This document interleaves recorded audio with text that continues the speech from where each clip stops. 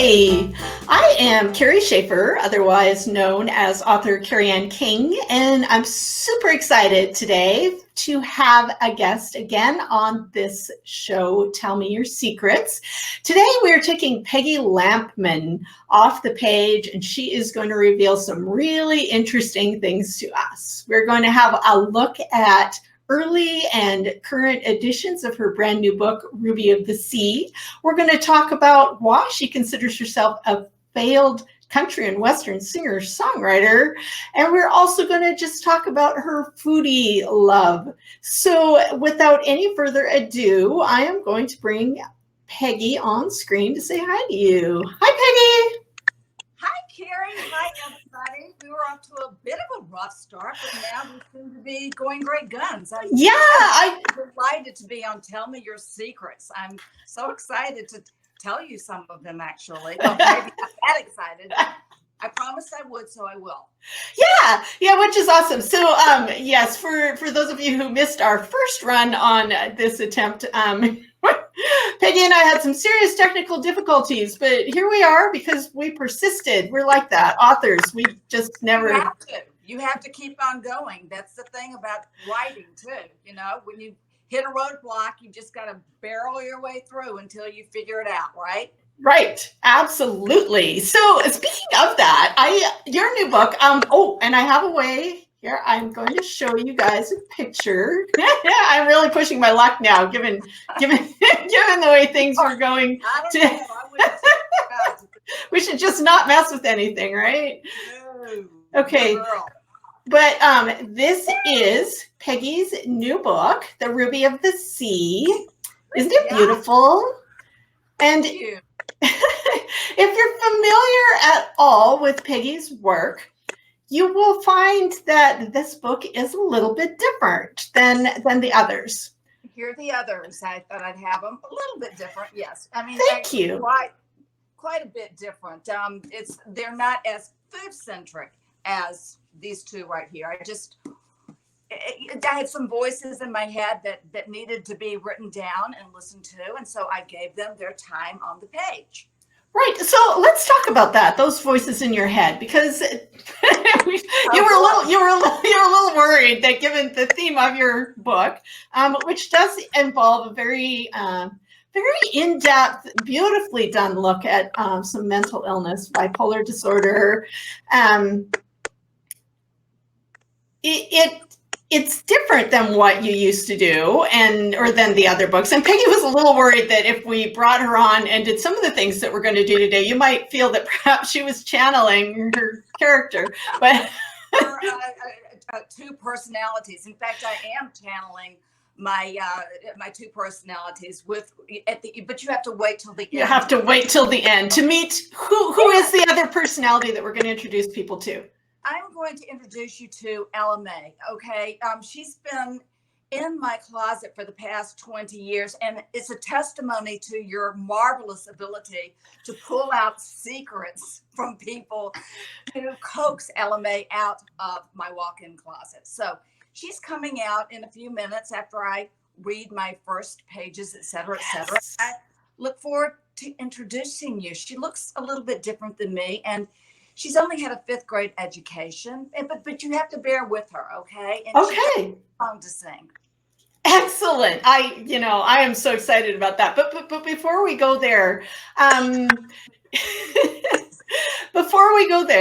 let's just get into the book here a little bit. So before we get into Ruby of the Sea and you reading some things for us, I want to talk a little bit about why that book, why this difference. How did you get into writing something that is almost a little bit deeper and darker in some ways as well, besides being a food-centric book?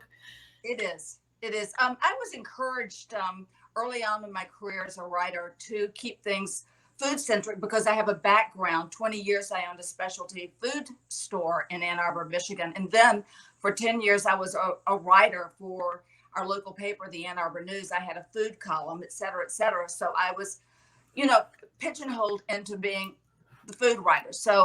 But I loved my books. I mean, they were very exciting. They were very cathartic to write. They certainly are based on intimate experience in the food industry. But I've also had intimate experience with some people in my past that were mentally ill, and I really was intimate with some of these people, and I knew them all my life. And I also knew the effects of what happens when you explain the illness away and you brush it away. It's something shameful. It should not be discussed. It should not be addressed. And I have intimately seen the fallout of that. Right. And I had the voices in my head, and they had to come out. And I was on a vacation with my husband in Key West. I'm from Alabama, but I've been to Key West many times. And it's such an eccentric, fun town with such a colorful history. My voices said, you know what, we want to live here. We want to live in Key West. And so I had to obey, you know. Right. And so, and that's part of the fun of this book. The fun parts there's, you know, it's because it's Peggy's book. And as you can tell, she has a sense of humor. So nothing's going to be like utterly dark ever, forever. So there's this lovely atmosphere of Key West and the people and the lighthouse in which it's set. It's very beautifully atmospheric. You know, and I have to thank my husband for that. We spent like 6 weeks in Key West because I've always loved it and I've wanted just to hang out there.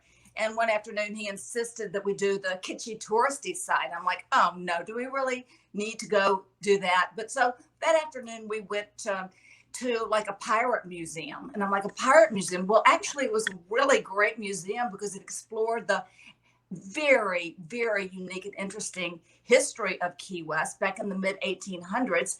And then on that same day, we went to a historic lighthouse right across the street from Ernest Hemingway's house. Oh, wow. And all of a sudden, I'm like, oh my gosh, this is how they live in a historic lighthouse that they turned into a B&B. Of course they do. Of course they do.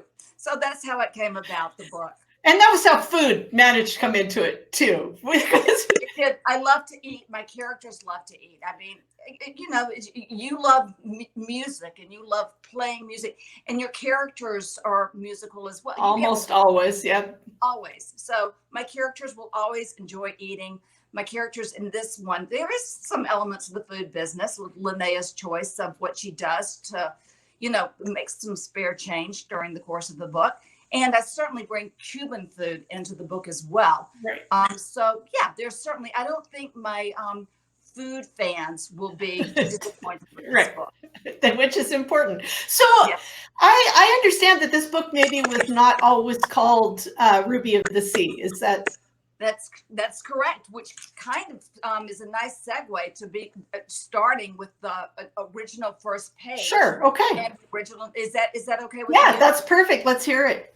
Okay, because it started out, here it is. I even have the markups from the developmental editor right here. Ooh. And, it was originally called The Maiden Tower. Okay? The Maiden Tower. Oh, and I can see why. Of course. And yes. And you know, my agent liked that, my developmental editor liked that, and so I will read that, and I will read the comments very quickly. Okay, and it comes in the form of a prologue. Okay. The Maiden Tower. Waves thrash about the woman's thighs as she runs into the ocean, the water cooler than the midnight air. Second guessing her intent, she turns to face the shoreline, and on this moonless night, through the blur of her tears, the beach is as black as the sea. The surf breaks in a thundering crash, leaving a creamy drizzle of foam in its wake. Sand shifts beneath her, and she stumbles backwards as the current tugs at her feet. Having lost all will to fight, she turns to face the horizon, giving in to the demands, allowing her body to be pulled into the surf. Paddling forward, the ocean floor drops, and she dives downward, her lungs strong, eyes shut to lessen the burn of the brine. Dress billowing above her back, the wet volume sweeps between her fingers as she claws deeper into the sea. A feeling of shattered glass rakes across her body. A rash of stinging pain crawls over her flesh. Stunned, she swims to the surface, heart beating wildly, gasping for air. Treading water, she has a sensation that some things are fluttering wildly about her torso. Like birds trapped inside of a cage, they knock against her as if panicked. Fighting the currents, her arms lash forward towards the shore, hands breaking the surface of the water like the cracking of whips. She senses the creatures are following her. A wave swells above her head in a long, silent scream, followed by a crash of sorrow. Okay, so anyway, wow, for starters, wow. I wanted to write something that grabbed people from the beginning. And so this is going to be a fun read. This is going to be an exciting read. It's going to be about the ocean, et cetera, et cetera. But in fact, my developmental editor said, gorgeous, lush opening that sets the scene well. See, gorgeous, lush. Yeah, you got to frame that. Keep it on. And then she finished the book. So I got an F on that opening first sentence. Okay, if you can read that, they say it's not good. And I like the little unhappy face you drew on there. Unhappy, and I was so bummed out because I'm like, gosh, it took me forever to write that. Scene, yada yada yada. So she said, first of all, ditch the name, the Maiden Tower. It's fine, of course, the lighthouse is named the Maiden Tower, but it sets it up as a historical romance, and this is clearly anything but a historical romance. But I love the name, but so that was gone. And then she said, I'm reading her comment. I think you should change the name. Okay, it reads historical romance, which this book is clearly not. I also recommend you're deleting the prologue. Though beautifully written, if writing a prologue, it should circle around the vital plot component. And although Linnea's phobia of the ocean is a strong component of the story, it is not central. And she's right. So boo-hoo. So anyway. So you hated her for a week and then you sucked it up and then you changed it, right? Now it's just, present time. Okay. Story time. Settle in, boys and girls. Then, okay, get your blankie around you. Right, exactly. Okay, chapter 1, Linnea. Through the small oval window, I glimpse the turquoise of the Atlantic. Heart racing, my spine stiffens. The plane pitches right, and I take a deep breath, forcing my mind to still. The red stencil sign affixed to the terminal looms beneath the tip of the wing. Welcome to the capital of America. Check your brain at the gate. Okay, so it doesn't include that last bit, but it should. Trust me, I know. Unlike my fellow passengers, I'm no tourist to Key West, but I wish I were. I wish I too could shed my inhibitions in this wonderland of skimpily clad, sunburned bodies while sipping a margarita and sauntering through town. Eyeing the barf bag, ensuring it's within easy reach, the swoosh of the engine's roar vacuums up the last remnants of my spirit. I remember when flying was unpleasant. Now, between the stony-faced guards pawing through my personals, the humanizing pat-downs, cancel flights, and carry-on misery, it's unbearable. Okay, here you go, first page. So now we're in the present. So that kind of explains why you know what though, Kerry, I have to be honest. Yes. I took that prologue and because I couldn't bear losing. You put it back in the middle. It's in there. I remember. I read it. Yeah. It's a dream. It's a dream. And Linnea wakes up from the dream. So I was able to use it. I couldn't bear to completely get rid of it. And also people say don't ever open your book with a dream. Have you ever opened one of your books with a dream? No. When I was an earlier writer, I did. And then I read all of that advice about never open your book with a dream. Yes. So no, I don't think so. If you're one of my readers and I made a mistake, you tell me, but I don't think so. Not anymore. No. So it's not nearly as exciting. And I'm always trying to hook the readers, but that was a cheap trick, I think. That was a cheap trick. And well, but I see why you wanted to do it. I love getting atmospheric at the beginning of my books, which is what you were kind of trying to do. And I think, when we're first starting trying to write the book and feel our way into it, maybe that's the first thing that we have. Like for me, before I really get a feel for where the plot's going to go, I have that sort of just feeling about it. And so my books often start somewhere different than where they finally start in the final version.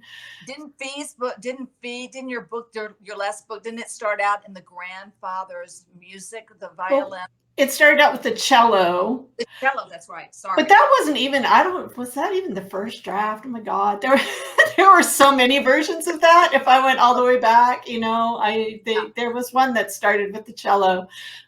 Yeah, for sure. And there was one that started with, the girl who's a teenager in the book. There was one draft that started with her all grown up, 15 years down the road. So okay, that's interesting. Yeah. I like her. I was really glad things turned out for her. Shh. Oh yeah, that's right. Excuse me, erase that. Erase that. Jury will disregard. Yes.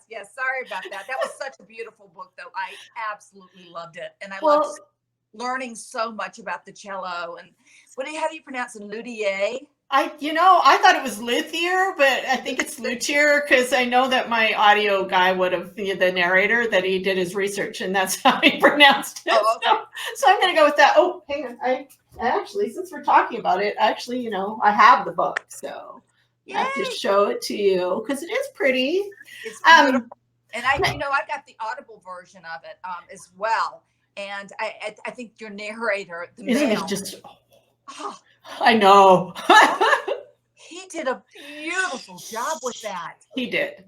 Yeah, I'd like to meet him. He's incredible. Yeah. I am going to I'm hoping to have him on Tell Me Your Secrets. So fingers crossed that we will have him on the show and meet him in person, because one of the things that I want to include on this show are people besides authors involved in making books. Our audio narrators, our agents, our editors, book designers, all those kind of people. So and everyone's going to tell a secret, though. I mean, not just you. Oh, actually, Peggy, here's the secret. It's just you. Well, you certainly got a good one out of me, I'll tell you. You're the only one. So now I have to ask you a question. This is about, so have you ever, because I know you're a foodie and you take your chefing very seriously. So unlike me, I take I don't know, cake and Christmas turkey fairly seriously. Otherwise, whatever. So have you ever burned anything? Have you walked away and left stuff? Like, I know even my Viking, he is a serious barbecuer. He once put some ribs on the barbecue and then I think he fell asleep. That happens a lot at the grill because the fat drips down into the fire and then all of a sudden it just explodes. So have you ever burned anything, when it was important, like when you had company or something like that? Is that? Yes, I have. Listen, this is, oh my gosh. This is a story I tell often because I still dream about how horrible this whole experience was to me. I was, those fundraisers where you auction off things. Well, my friend was doing a conservation fundraiser event. It was a real splashy party. And she asked me if I would auction off my skills making this fabulous dinner. And so people were bidding on the dinner. And this is when I had my store and I was going to have my staff, et cetera, et cetera. And, I loved the cause because she's educating Kenyans about their environment and elephants, et cetera, et cetera, et cetera. So I was more than happy to donate a dinner and cook it in the person's house. So breaking up for all my stuff, real excited. It made a whole lot of money for my friend's event, a whole lot of money. And I was very conscious that the people who would be eating my food spent a lot of money on this dinner. So I go over there, I take a couple of people who worked for me at the time to help serve it, et cetera, et cetera. Well, started making, it was risotto. It was a very expensive seafood risotto. And I don't know if you guys know about risotto, but you really do need to stir the risotto all the time. And you need a heavy bottom pot. Well, I did not have a large enough heavy bottom pot. So I used sort of a shallow bottom big pot to make my risotto. Anyway, bottom line is I get to talking with someone. I burn the risotto. And the worst thing you can do is stir the burn because right, because it brings all the burned yeah. bits up. Yeah, if I wasn't panicked, I would have known that. I would have scooped it up and put it in another pot. But no, I was panicked. So anyway, so I got the burnt flavor, and then everybody's having fun. They're eating appetizers and they're having wine, etc. And I told the women, I said, please go back there and stuff their faces with more appetizers, pour more wine, just keep this thing, get them full, turn up the volume of the music. You know, let's get this party going. Maybe they won't notice it, because I wasn't going to go out there and, you know, because then they would be uncomfortable and I would be uncomfortable. So we did all that. And so, you know, then they were sitting down, you know, more stuff with appetizers and a little bit more inebriated. And then I passed out the risotto. And then I quickly hurried everybody up because I was telling them about my fabulous dessert. And no one mentioned it. So I don't know, but it still haunts me because I felt guilty about thinking about all those elephants in Africa, and everybody's depending on me. So well, like the elephants are going to be bothered by your burned risotto, right? Yeah, they really are. So anyway, that was kind of a nightmare. But you know, it just, you know, I just take myself too seriously sometimes. You know, anyway, that was a disaster. And yes, I have burned many things since then. You know, my spatula is not a magic wand. I'm like everybody else. Oh, you know what? You said the magic word. So now I've been waiting because I have my own little surprise in store just in case we ever need it. So it's coming out now. Okay, are we ready? Yeah. Okay. Your magic wand. We didn't even Oh, I think that's my cue. Okay. I think so. I think this is transformation time. Okay, first of all, let me warn people. Find the volume button on your phone or laptop, because you might, once I start singing, want to turn off the volume immediately, because Ella Mae has had no musical training in her life. Is Ella Mae going to actually sing for us? She's going to sing. I'm only going to let her to sing a couple of verses. And okay. The song, you know, it's a cheating song. Ella Mae does cheating songs really well. And okay. She, you know. Okay. You know, start talking about your books. I'll be back.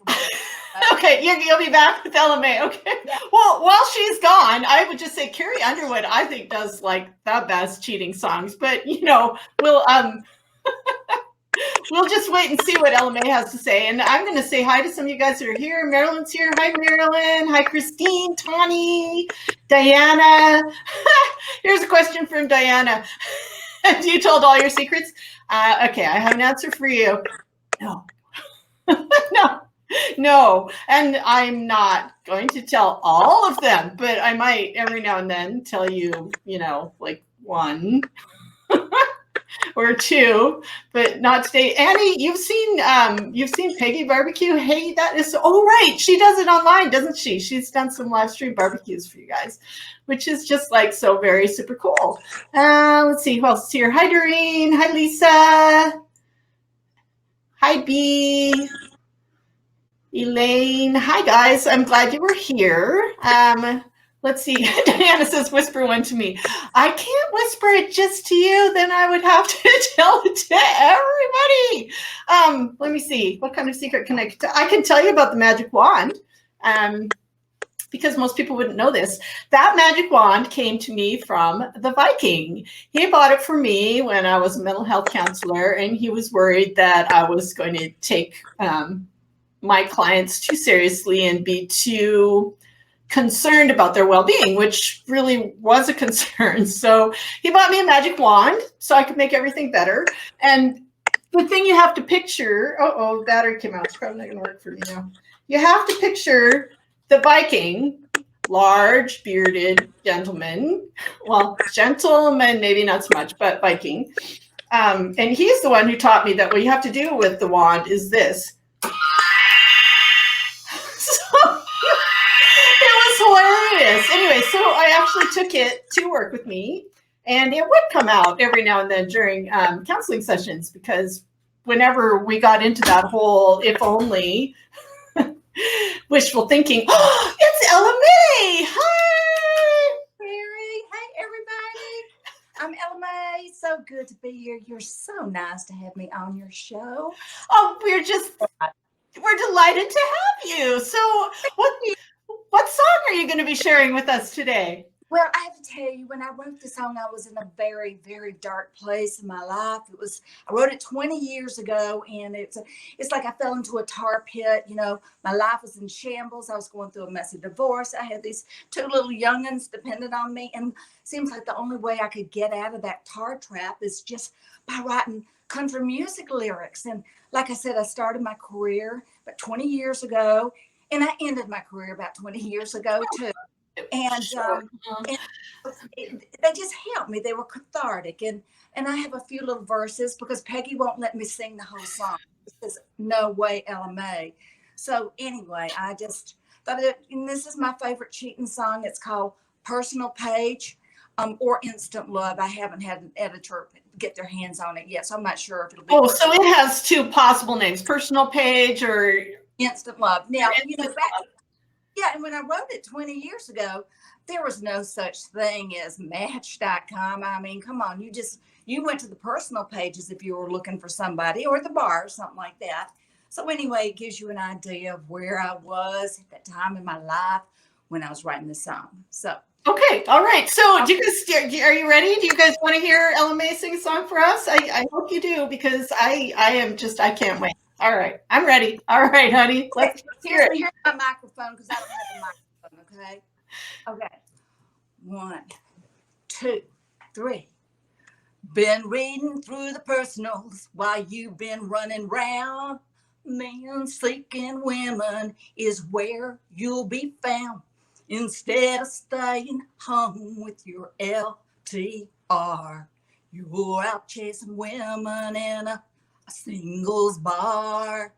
Okay, then several more verses that Peggy wouldn't let me sing. And here's the refrain. Okay, here's the refrain. Give me tall, give me handsome, give me fit and sincere, warm and tender with a well-paid career. Now read 'em up and over. It's not a fantasy. I want instant love. No, yeah, it is me. And then several more verses. Okay. So the final verse is this. So if you keep on cheating and running around, women sleeping men is where I'll be found, instead of staying home feeling blue and betrayed. I'll be dating my new man from the personal page. So that's it. That's the secret, right? I love it. That's actually, So anyway, that was one of her cheating songs, Kerry. So I told you my deep, dark secret. And I expect to see you do something likewise, make a fool out of yourself like this. And oh, by the way, Ella Mae wants to know that if your Viking has any more Vikings that he can introduce me to, just pass my number on over, okay? That's one, Ella Mae. Yeah. All right. It's not the first time I've been asked if the Viking has any brothers. I'm sure. Yeah. Well, this has just been a hoot. Thank you. It's been fun for me too. And Ella Mae, it's time to put her back in the closet now. So Okay. anyway, I guess this is a wrap, huh? I think it is. For those of you who are actually listening to this in the podcast format, hang on just 1 minute, because I am going to take a screenshot. Ella Mae. You want to hold your microphone back up, put your glasses back on, hold up your microphone. Oh, my microphone. Yeah, there we go. Okay, all right. So okay, there we go. All right, there we go. So if you are listening to this in podcast format, no fear, there will be a picture up that you can see that I will link to for you, because you do not want to miss that. You really do not. For the rest of you, thank you so much for joining us today. And let me say one more thing. Yeah. Okay, Ruby of the Sea is on pre-order now. It's going to be published in about 2 or 3 weeks. So would love it if you forked out $3.99 for a digital or whatever, a physical copy's fine, that would just mean the world to me. Miss Right. Ella. Well, the $3.99 is definitely worth the price. I mean, entry price for that song and entertainment value. Where else can they find you, Peggy? Where can we find you online? I'm all over the place. You can friend me on Facebook. I've got an author page. I have another just casual everyday site. I have a blog, a food blog called Dinnerfeed, DINNERFEED.com. So dinnerfeed.com or on Facebook. And I have an author page, Peggy Lampman Books. And then, of course, Instagram. I love Instagram. I love posting things on Instagram. It's so much fun. I'm Peggy_Lampman on Instagram. Follow me. I'll follow you back. I love everybody. Okay. And does Ella Mae have a site? Ella Mae is still stuck back in the 90s, I'm afraid. But maybe I will. Maybe I'll encourage Ella Mae to develop a profile on Facebook or something. Well, I really think honestly she needs some musicians, and I would just I would come to a concert. Oh, well, thank you, Kerry. Oh my God, you're so sweet. All right. Thank you all for coming. Really, seriously, read Ruby of the Sea. It is a very darkly, intricately woven book with little bits of humor, but it is not. It's not an Ella Mae type book, so we don't want to give you the wrong idea. Maybe I'll write another book.